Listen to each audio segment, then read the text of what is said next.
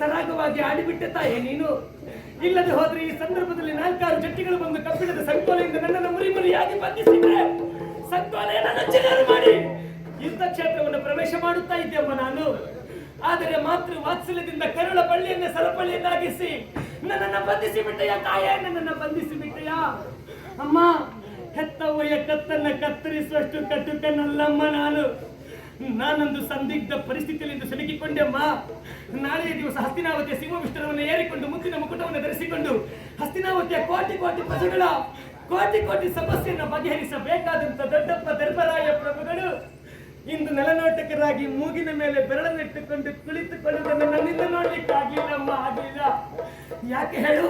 ಕೌರವೇಶ್ವರನ ಪಂಥಾಹ್ವಾನದ ನುಡಿಗಳೇ ಹಾಗೆ ಅಮ್ಮ. ಪಾಂಡವರಲ್ಲಿ ವ್ಯೂಹವನ್ನು ಪಡೆಯುವ ಸಾಮರ್ಥ್ಯ ಇದ್ದವರು ನೀನು ಹಾಗೆ ಅಮ್ಮ. ಅದಕ್ಕೆ ಪ್ರತಿಯಾಗಿ ದೊಡ್ಡಪ್ಪ ಧರ್ಮರಾಯರು ಚಿಂತೆಯಿಂದ ಕುಳಿತುಕೊಂಡರಮ್ಮ. ಚಿಂತೆಯನ್ನು ಅರ್ಥ ಮಾಡಿಕೊಂಡ ನಾನು ಯುದ್ಧ ಶಿಬಿರವನ್ನು ಪ್ರವೇಶ ಮಾಡಿ ದೊಡ್ಡಪ್ಪ ನಾನಿದ್ದೇನೆ, ಚಿಂತೆಯನ್ನು ಕಲತೆಯನ್ನು ಕಿತ್ತೊಗೆಯಿರಿ ಅವರಿಂದ ದುರ್ವೇಳವನ್ನು ಹಿಡಿದು ಬಂದರೆ ಎದುರಾದ ತಾಯಿಯಾಗುತ್ತ ನೀನು ಸಾವಿನ ಭೀತಿಯಿಂದ ತಡೆಯುತ್ತಾ ಇದ್ದೇನಮ್ಮ. ಯಾಕಮ್ಮ ಸಾಮಾನ್ಯ ಹೆಣ್ಣು ಮಕ್ಕಳಾಗಿ ಯೋಚಿಸ್ತಾ ಇದ್ದೀಯಾ? ನೀನೇನು ಸಾಮಾನ್ಯದವಳೇನಮ್ಮ. ಮಮ್ಮ ಪ್ರಾಣಾಹಿ ಪಾಂಡವ ಅಂತ ಹೇಳಿದ ಶ್ರೀಕೃಷ್ಣ ಪರಮಾತ್ಮನಿಗೆ ಮುದ್ದಿನ ತಂಗಿ ನೀನು. ಯುದ್ಧ ಎಂದರೆ ತನಗೆ ಹಬ್ಬ ಎನ್ನುವ ಹಾಗೆ ಗಾಂಧೀವವನ್ನು ಹೆದೆಯಾರಿಸಿಕೊಂಡು ಮುನ್ನುಗ್ಗುವ ವೀರ ಪಾರ್ಥನಿಗೆ ಮಡದಿ ಅಲ್ಲ, ಭಾರತ ರತ್ನ ಈ ಅಭಿಮನ್ಯುವಿನ ತಾಯಿಯಮ್ಮ. ತಾಯಿ ನೀನು ಸಾಮಾನ್ಯ ಹೆಣ್ಣು ಮಕ್ಕಳಾಗಿ ಯೋಚನೆ ಮಾಡುವುದಾದ್ರೆ ಅಮ್ಮ, ಒಮ್ಮೆ ಯುದ್ಧ ಭೂಮಿಯತ್ತ ದೃಷ್ಟಿ ಹಾಯಿಸಿ ನೋಡಮ್ಮ, ನೋಡು. ಮೊನ್ನೆ ಎಷ್ಟು ಮದುವೆ ಆದಂತೆ ಹೆಣ್ಣುವರಳು ಗಂಡನ ಹೆಣದ ಮುಂಭಾಗದಲ್ಲಿ ಬಿದ್ದು ಮಂಗಲ ಸೂತ್ರವನ್ನು ಅವಳಾಗಿ ಹರಿದುಕೊಂಡು ಕೈ ಬಳೆಗಳನ್ನು ತೆಗೆದು ಸಿಂಧೂರವನ್ನು ಅಳಸಿಕೊಂಡು ಕಾಲುಂಗುರವನ್ನು ಗಂಡನ ಹೆಣದ ಮೇಲೆ ಎಸೆದು ರಮಣ ರಮಣ ನನಗಿನ್ಯಾರಿದ್ದಾರೆ ಎನ್ನುವಾಗೆ ಗೋಳೋ ಅಂತ ಅಳುವ ಆ ಹೆಣ್ಣಿನ ಗೋಳನ್ನು ಒಮ್ಮೆ ಕೇಳಮ್ಮ, ಕೇಳಮ್ಮ. ಅತ್ತ ದೃಷ್ಟಿ ಹಾಯಿಸಿ ನೋಡಮ್ಮ. ಮನೆಗೆ ಆಸರೆಯಾಗಿದ್ದಂತ ಒಬ್ಬ ಮಗನನ್ನು ಕಳೆದುಕೊಂಡಂತ ತಾಯಿ ಮಗನೇ ಮಗನೇ ನನಗಿನ್ಯಾರಿದ್ದಾರೆ ಎನ್ನುವಾಗೆ ರೋಧಿಸುವುದನ್ನು ನೋಡಮ್ಮ. ಅಮ್ಮ, ಸಂಸ್ಕಾರವಂತರು ಮಾಡಲೇಬೇಕಾದ ಕಾರ್ಯ ಅಪ್ಪನ ಹೆಣವನ್ನು ಮಗನಾದವನು ಹೆಗಲ ಮೇಲೆ ಹೊತ್ತು ಸ್ಮಶಾನವನ್ನು ಸೇರಬೇಕಾಗಿತ್ತಮ್ಮ. ಆದ್ರೆ ಪಾಂಡವರ ಒಂದೇ ಒಂದು ಕಾರಣದಿಂದ ನೋಡಮ್ಮ, ವೃತ್ತ ತಂದವರು ಎಳೆಯ ಮಗನ ಹೆಣವನ್ನು ತನ್ನ ತೊಡೆಯ ಮೇಲೆ ಇಟ್ಟುಕೊಂಡು ಮಗನೇ ಮಗನೇ ನನಗೆ ಯಾಕಪ್ಪ ಇಂಥ ದೌರ್ಭಾಗ್ಯವನ್ನು ತಂದುಕೊಟ್ಟು ಎನ್ನುವ ಹಾಗೆ ರೋಧಿಸುವ ತಂದೆಯನ್ನು ಒಮ್ಮೆ ನೋಡಮ್ಮ. ಕುರುಕ್ಷೇತ್ರದ ಸುತ್ತ ಮುತ್ತ ಅತ್ತ ಇತ್ತ ಎತ್ತ ದೃಷ್ಟಿ ಹಾಯಿಸಿದ್ರು ರುಂಡದಿಂದ ಬೇರ್ಪಟ್ಟಂತ ಮುಂಡಗಳು ಕೈ ಕಾಲುಗಳನ್ನು ಕಳೆದುಕೊಂಡಂತ ವೀರಾದಿ ವೀರರ ಹೆಣಗಳನ್ನು ಹುಡುಕಲಿಕ್ಕಾಗದೆ ಮನೆಯವರು ರೋಧಿಸುವಂತಹ ರೋದನವನ್ನು ನಾನು ಕೇಳಲಾರೆ ಅಮ್ಮ.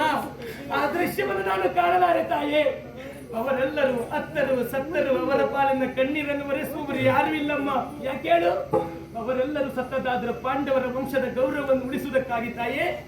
ಆದ್ರೆ ಪಾಂಡವರಲ್ಲಿ ಒಬ್ಬನಾಗುತ್ತ ನಿನ್ನ ಮಗ ಅಭಿಮನ್ಯು ಹೋಗ್ತಾನೆ ಅಂತ ಆದ್ರೆ ಸಾವಿನ ಭೀತಿಯನ್ನಮ್ಮ.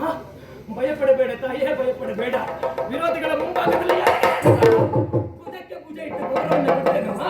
ಕಾಳಗದ ಕಣದಲ್ಲಿ ನಿನ್ನ ಮಗ ಅಭಿಮನ್ಯು ಗೆದ್ದನಂತಾದ್ರೆ ನಮ್ಮವರೆಲ್ಲರನ್ನ ಕರೆಯಮ್ಮ, ವಿಜಯೋತ್ಸವವನ್ನು ಆಚರಿಸೋಣ.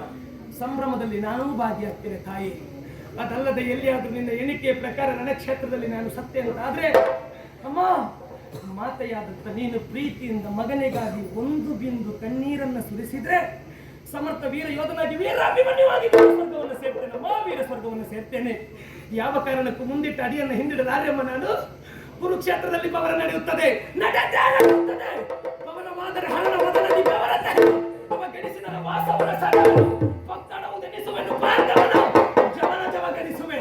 ಸಾಕಿನವರಿವರು ಯಾಕೆ ಅರ್ಜುನನು ಮಾತವನ್ನು ಮುನಿದ ರಾಜನ ಗೆಲುವೆನಂಚದೆ.